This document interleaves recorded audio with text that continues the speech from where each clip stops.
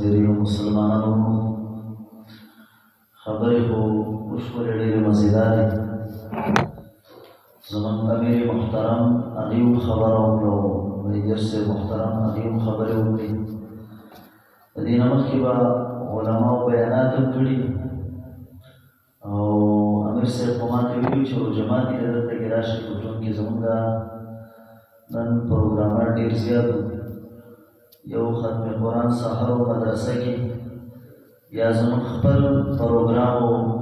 یوه نیمه بجه 3:30 بجې د هغې نه بیا فارغ شو بیا د هغې نه بعد لاړو ګډبنو کلي ته مازدیګر د درماښام پورې بیا هلته کې بیان و بس د هغې سره روژه ماتې وشو بیا دې خوا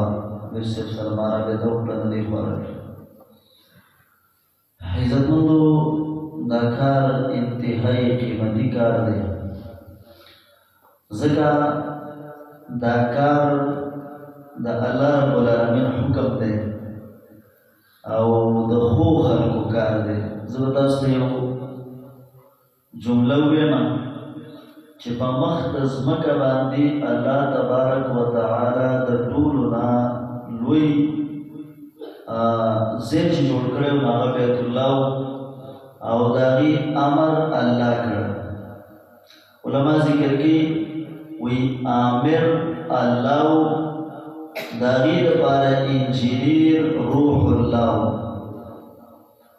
او د هغې بانی خلیل الله او د هغې چې کوم مزدورو نو هغه ذبیح الله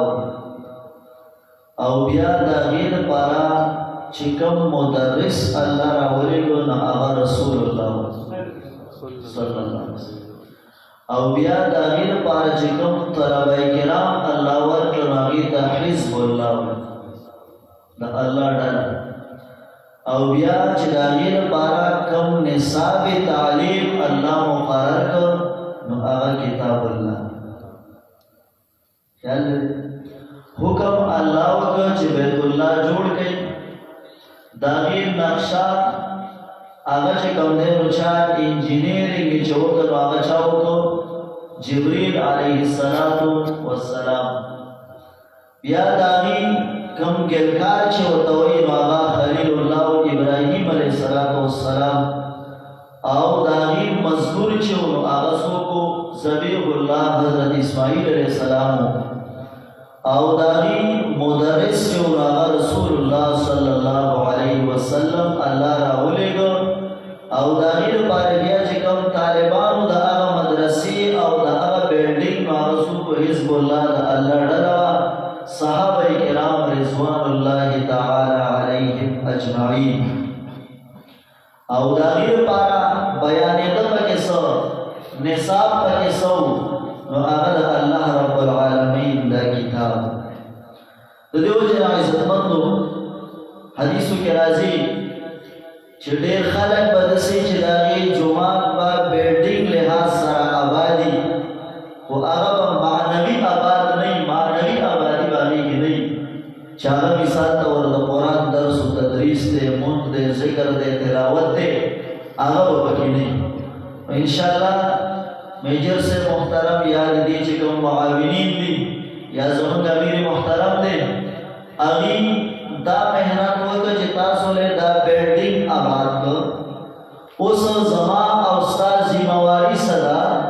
زما او ستا ذمهواري دا ده چې ما او تا دا جومات په معنوي طریقه باندې څه آباد کوو به داسې که انشاءالله عزتمندو خبره نه اوږدو موږ هم ستړي یو او تاسو به ستړي یې کېدی شي صحیح ده که نه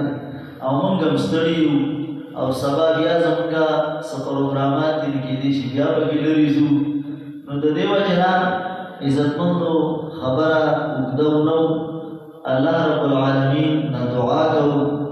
او دا شپې ډېرې بهترینې شپې دي الهام العالمین ته لاس اوچت او سپین ږیري ناست دي ماشومان ناست علما ناست دي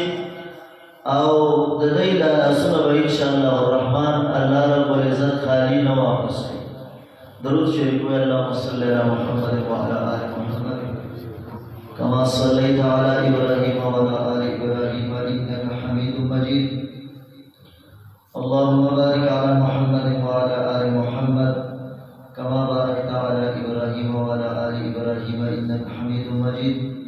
ربنا ظلمنا أنفسنا وإن لم تغفر لنا وترحمنا لنكونن من الخاسرين. ربنا وآتنا ما وعدتنا على رسلك ولا تخزنا يوم القيامة إنك لا تخلف الميعاد. ربنا اغفر لي ولوالدي وللمؤمنين والمؤمنات والمسلمين والمسلمات ولأستاذي ولمن قال لا إله إلا الله يوم يقوم الحساب. إله العالمين سمويل سماوات الكذبان العمل والتوفيق راكي. إله العالمين ذكر ملګرو چې د جمعات په دې ظاهري آبادۍ کې کوشش کړی دی، که میجر صاحب دی او د هغې سره کوم چې نور معاونین دي، إله العالمین دوی د دنیا او د آخرت خوشحالیانې ورکړي. إله العالمین کومو خلکو چې دې کې د معنوي آبادۍ کوشش کړی دی او کوي، او الله دې ورته توفیق ورکړي. إله العالمین هغې له هم د دنیا او د آخرت د خوشحالۍ ورکړي. إله العالمین کوم ملګري چې دې پروګرام ته راغلي دي، دې کې شرکت کړی دی، څوک بیماران دي شفای کامله عاجله ورکړي، صحت عاجله مستمره ورکړي. او إله العالمین کوم کسان چې هغه چې کوم دی نو حاجتمند دي، ضرورتمند دي، الله د هغې حاجتونه ضرورتونه د خپلو غیبو خزانونه پوره کړي. کوم کسان قرضداران دي، الله د قرضونو نه اخلاص کړي. إله العالمین کوم کسان بې اولاد دي، إله العالمین هغې له نیکعمله صالحه دینداره اولاد ورکړي. د کومو کسانو اولاد شته دی خو إله العالمین نافرمان دي، د هغې فرمانبردارې جوړ کړي.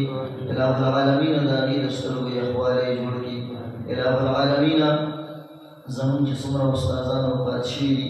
إله العالمین قبرونه منور کړي. إله العالمین جنت الفردوس ورکړي. او چې کوم جمدي دي الله په علمونو عمرونو صحتونو کې برکتونه واچي. دې محله کې یا په اوښا کې کوم غمونه شوي دي، إله العالمین